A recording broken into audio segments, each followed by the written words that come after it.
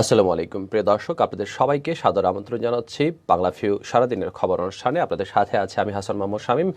দর্শক, এই অনুষ্ঠানের মাধ্যমে আমরা বাংলাদেশ এবং সিলেটে ঘটে যাওয়া উল্লেখযোগ্য ঘটনাবলী আপনাদেরকে জানানোর চেষ্টা করি। এই মুহূর্তে বাংলাদেশ শ্রীলঙ্কা ম্যাচ চলছে। বাংলাদেশ বড় ধরনের একটা টার্গেট দিয়েছিল শ্রীলঙ্কাকে, কিন্তু শ্রীলঙ্কা সেই টার্গেট সামাল দিয়ে খুব বেশ ভালোভাবেই এগিয়ে চলেছে এবং সর্বশেষ যে আপডেটটি আছে শ্রীলঙ্কা বাংলাদেশ ম্যাচের, সেখানে যেটি হচ্ছে শ্রীলঙ্কাকে নিয়ে ছুটছেন জীবন পাওয়া আজলাঙ্কা ও রাজাপক্ষে।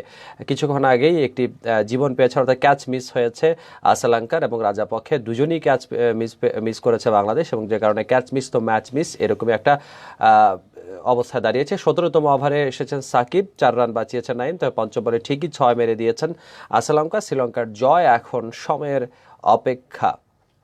শেষ 12 বলে শ্রীলঙ্কার প্রয়োজন 9 রান। এই মুহূর্তে বাংলাদেশ সহজতম একটি সুযোগ হারিয়ে এলো। আজকে ভালো ব্যাটিং করেছিল বাংলাদেশ, তবে দুর্বল ফিল্ডিংয়ের কারণে, আমি যেটা বলবো সে কারণে বাংলাদেশ এই ম্যাচটি হাতছাড়া করতে যাচ্ছে। দর্শক, সিলেট ঢাকা মহাসড়কের 6 লেনের কাজের উদ্বোধন করেছেন প্রধানমন্ত্রী শেখ হাসিনা। বহুল প্রতীক্ষিত সিলেট ঢাকা মহাসড়ক এবং সিলেট তাওয়াবিল মহাসড়ক 6 লেনে উন্নীত করতে ভিত্তিপ্রস্তর স্থাপন করেছেন প্রধানমন্ত্রী শেখ হাসিনা।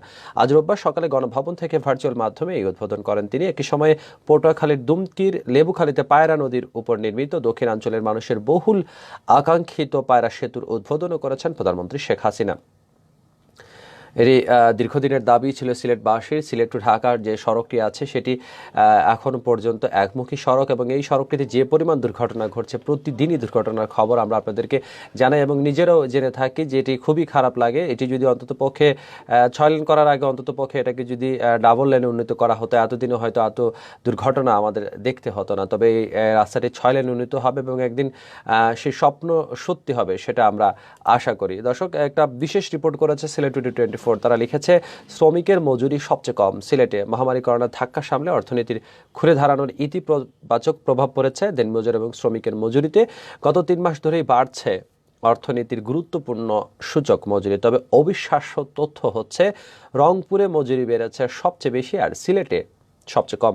সরকারি হিসেবে গত সেপ্টেম্বর মাসে বাংলাদেশের বিভিন্ন খাতে শ্রমিকদের গড়ে মজুরি বেড়েছে 5.91%। এর অর্থ হলো, গত বছরের সেপ্টেম্বরে শ্রমিক এবং দিনমজুরা গড়ে 100 টাকা মজুরি পেলে এই বছরের সেপ্টেম্বরে এখন মাসে পাচ্ছেন 105 টাকা 91 পয়সা। যেটা হচ্ছে সেপ্টেম্বর মাসে একসময়ের মঙ্গা কবলিত উত্তরাঞ্চলের রংপুর বিভাগের শ্রমিক দিন মজুরদের মজুরি সবচেয়ে বেশি বেড়েছে 7.41%, আর সবচেয়ে কম হয়েছে, যেটি সবচেয়ে বেশি রেমিটেন্স আসে যে অঞ্চলে, সে সিলেট বিভাগে 5.49%।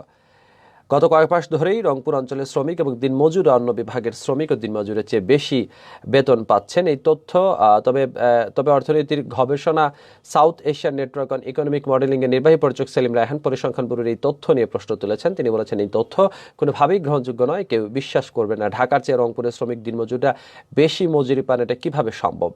তিনি এরকম প্রশ্ন করেছেন। তবে সেটা যদি সত্যি হয়ে থাকে তাহলে সেটা কিন্তু সিলেটের যারা মানুষজন আছে তাদের জন্য কিন্তু খুব একটা কষ্টকর ব্যাপার হবে, কারণ সিলেটে এমনিতেই কিন্তু শ্রমের মর্যাদা খুব একটা দেওয়া হয় না, এবং যদি 1 বছর আগের সময় থেকে এখনকার সময়ে শ্রমের মর্যাদা আরও কমিয়ে দেওয়া হয়, সেটা হবে খুবই দুঃখজনক ঘটনা। দর্শক, আজকে সিলেটে এসেছিলেন মির্জা ফখরুল ইসলাম আলমগীর, বিএনপির মহাসচিব। তিনি আজকে নানাভাবেই সকালে এসেছেন। সকালে এসে হযরত শাহজালাল মাজার শরীফ জিয়ারত করেছেন এবং তিনি বলেছেন যে সুনামগঞ্জে গিয়েছিলেন, সেখানে বলেছেন এই সরকার রাজনৈতিকভাবে দেউলিয়া, এরকম একটি কথা তিনি বলেছেন। তিনি বলছেন, আমরা এক মর্মান্তিক করুণ যন্ত্রণার মধ্যে বাস করছি। আমাদের সন্তানরা বাইরে গেলে ঘরে ফিরে আসবে কিনা, সেসব বিষয়ে তিনি উদ্বেগ প্রকাশ করেছেন। 500 নেতাকর্মী গুম হয়েছে, সেরকম একটা অভিযোগও করেছেন। এবং আজকে নানা ধরনের কথাবার্তায় তিনি বলেছেন, এটা হঠাৎ একটা সফর ছিল তিনি কথাও বলেছেন, সাম্প্রদায়িক সন্ত্রাসের দায় সরকার কোনোভাবেই এড়াতে পারবে না। এরকম একটি প্রেস বিজ্ঞপ্তি এসেছে, সেটি দেওয়া হয়েছে ফখরুল ইসলাম আলমগীর নয়, সেটি দিয়েছেন দেশব্যাপী পূজা মণ্ডপ, মন্দির, বাসাবাড়ি, ব্যবসা প্রতিষ্ঠানে হামলা, লুটপাট, অগ্নিসংযোগকারী ও হত্যা, নারী নির্যাতনকারী সাম্প্রদায়িক সন্ত্রাসীদের গ্রেফতার এবং বিচারের দাবিতে সিলেটের প্রগতিশীল রাজনৈতিক দল সমূহের উদ্যোগে বিক্ষোভ মিছিল এবং প্রতিবাদ সভা অনুষ্ঠিত হয়েছে।